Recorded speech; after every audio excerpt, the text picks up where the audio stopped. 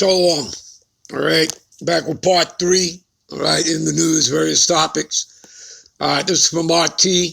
Russia tells U.S. Embassy staff to leave Moscow. Okay. This is from December 1st. All right. 11 days ago. All right. All right. I'm not going to read all this, people, all right, because we're going to get into some precepts, and there's another article I want to get into before we get into the precepts, all right, the scriptures. American embassy workers who have been stationed in Moscow, all right, for over 3 years have been given just weeks to leave the country. I should tell you, people, all right. And America has been gearing up for war. Why do you think, the stuff with what happened with the French and the nuclear subs, all right, that, were sold on to Australia, okay, all that? Because Australia is right near Taiwan, okay? The China Sea is there. You understand? And remember, so America is looking to be fighting a war, as they say, on two fronts, all right? NATO, all right, the beast system, which is NATO, right? The EU and America, Babylon the Great, okay? And they're going to be fighting it on two fronts, against China and, of course, against Russia, okay? And I just finished saying, because they're trying to tell, China, because, Taiwan is actually a part of China, okay? But America, sticking their nose in it, and it's saying, no, we're not having any of that. And, of course, Putin plans to, invade the Ukraine, and they don't want to do with that, okay? And yet, so they got Ukraine pointing missiles at Russia. Already, and Russia's just supposed to sit back and just do nothing. All right. And if you people don't understand prophecy or the scriptures, all right, hopefully after I read these scriptures, you'll have a better understanding. Because again, you're not dealing with, the Soviet Union, that broke down in the 1990s, that was weakened. No. The Lord has put the spirit on Russia, known as Gog and Magog, also known as the Medes, okay? And they play a big part in prophecy in the destruction of America, Babylon the Great, as well will the other nations that have ICBM capability, because he's going to put the spirit on all of them to send ICBM. And that includes even America's own allies, NATO and the EU, okay? And that's scriptural, people. That's right there in Revelations, the 17th chapter, okay? Which talks about it, which says, and the 10 horns which thou sawest, the 10 horns are the EU nations, all right? Which thou sawest on the beast is NATO, the North Atlantic Treaty Organization, the iron teeth, the military arm of the beast, and these shall hate the whore is America, Babylon the Great, and shall make her desolate and naked, right? Eat her flesh and burn her with fire. Now, how the hell you think they're going to do that? You think they're simply just going to fly over America, pour gasoline, and light a match? Come on, people. Okay? Be real. They're going to send intercontinental ballistic missiles, ICBMs, that thermonuclear fire, onto their own ally, America. You understand? Okay? And in the next verse, okay, that's Revelation 17:16. Revelation 17:17 will tell you, because the Lord will put it in their hearts to fulfill his will. Hearts in Hebrew is lab, which means minds. So he's going to put it in their mind. And the Lord controls the hearts and minds of the kings of the earth. Proverbs 21:1. Escalatius 18:3.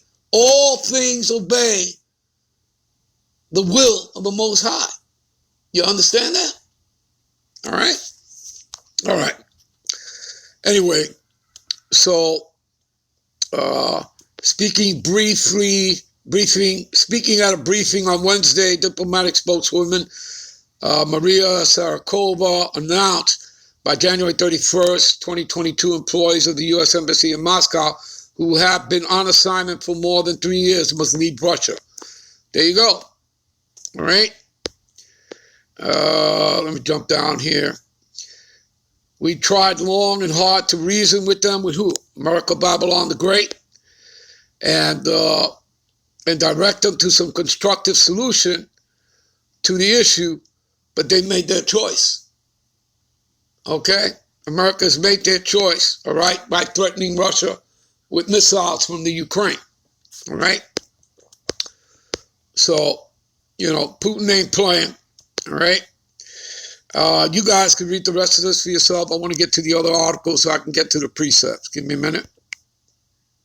All right, here's the other article. NATO's mistake, right, is that it still thinks it's dealing with the weakened Russia of the 1990s. I just got through saying that, people, all right?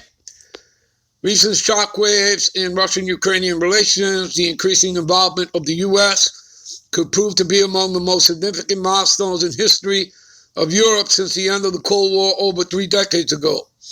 But the groundwork for the clash of heads was laid long before the present day, since the reunification of Germany, the continent's security architecture, the careful truth between East and West that held strong even at the most tense moments of the 20th century has been systematically dismantled.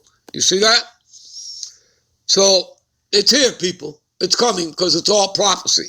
All right? And we're about to get into that so you can see it for yourself. Was that process avoidable? It's pointless to even ask. You see, what matters is that since then, the key principle has been that each and every country can decide for itself which military and political alliance it wishes to join. See that? And I just got through telling you. It's going to be Israel and America, Babylon the Great, right? Those Edomites over there posing as us, right? Amalek, the Amalekites, right? And America, Babylon the Great, right? Which is the whore, right? Israel is the pimp, okay? And it's actually the other nations, like I said, everybody that has ICBM capability, they're going to send ICBM missiles onto America. And remember something, they have supersonic missiles, okay, with multiple warheads. America has no defense for that, people, all right? No defense for the supersonic missiles, all right, that China and Russia have, all right? So, of course, that choice wasn't always a free one, and after 1991, NATO became the only club in town as others had all packed up. All right? Anyway, people, you can read the rest of this article for yourself. Okay, I want to get into the scriptures. Give me a minute.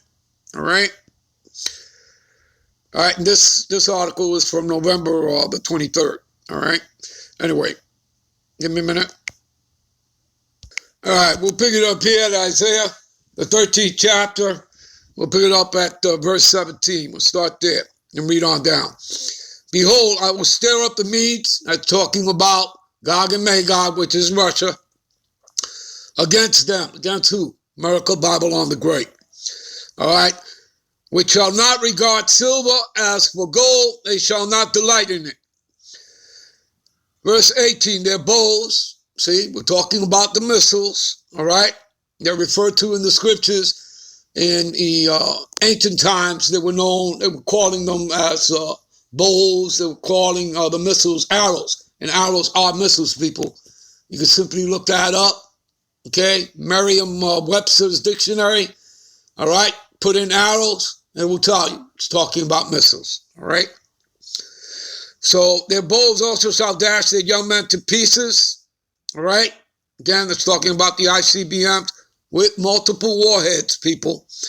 And they shall have no pity on the fruit of the womb, meaning women, and their eyes shall not spare children. Verse 19, and Babylon talking about America, Babylon the Great. She has many names. She's known as the daughter of Babylon, mystery Babylon the Great, spiritually known as Sodom, as in Sodom and Gomorrah, spiritually Egypt, spiritually Syria. Okay, you understand, people? All right. She's known as the whore, all right, daughter of the Chaldeans. You understand? But who's he talking about? Esau, Edomites. Okay? All right? There's no escaping that. And Babylon, the glory of kingdoms. Again, you read about that right there. What does it say in Isaiah 47? All right? Sit on the ground, O daughter, of Babylon, daughter of the Chaldeans. There is no throne. Sit in the dust. You understand? All right? And it goes on, when you get to verse 3, Isaiah 47 and 3, and it says, that the Lord will meet them, but he's not going to meet them as a man. Why not? Because he's going to meet them as an angelic power. Yahushua is coming back with Michael the archangel and thousands upon thousands of angels in their chariots, what they call UFOs, UAPs. Those are the chariots of the Lord. All right? And again, he's coming back for the elect of Israel to redeem them, take them up into the ships. That's Israelites only, and they're going to get their new bodies. All right? And, of course, to destroy Esau and his military and the other nations and their military, to take down this Edomite beast system. All right? So that Yahushua can set up his new world order. All right? Because that's the new world order that's coming in. It's Yahushua, not theirs. All right. All right. So Babylon, the glory of kingdoms, the beauty of the Chaldeans, excellency shall be as when God overthrew Sodom and Gomorrah. You see that? All right. Give me a minute. Let me show it to you instead of just quoting it to you. Isaiah 47 and 1. Come down and sit in the dust, O virgin daughter of Babylon. All right. Sit on the ground. There is no throne, O daughter of the Chaldean. For thou shalt no more be called tender and delicate. Verse 3, thy nakedness shall be uncovered. Yeah, thy shame shall be seen, and I will take vengeance. See that? Vengeance. He's not coming back here with flowers and candy or hugs and kisses.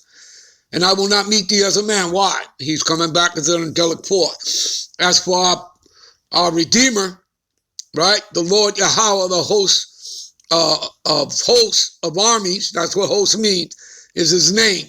Yahweh Bachim Yahushua, the Holy One of Israel. Sit down and be silent and get thee into darkness, O daughter of the Chaldean, for thou shalt no more be called the Lady of Kingdoms. There you go. All right. Give me a minute. All right. We'll end this here and we'll be right back with part 4. All right. Shalom.